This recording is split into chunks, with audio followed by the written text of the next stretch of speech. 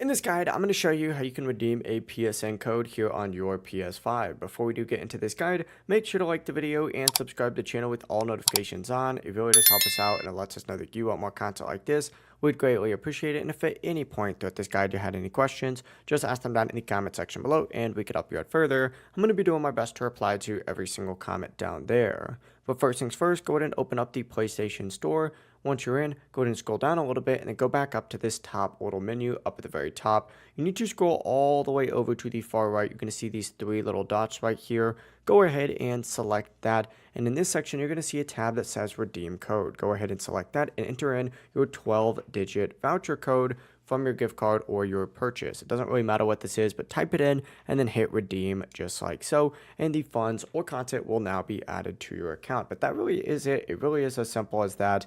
Your code is now going to be applied and ready to use. If you guys had any questions, just ask them down in the comment section below and we could help you out further. I'm going to be doing my best to reply to every single comment down there. Before you do leave this guide, make sure to like the video and subscribe to the channel with all notifications on. It really does help us out and it lets us know that you want more content like this. We'd greatly appreciate it. Have a great rest of your day though. Peace.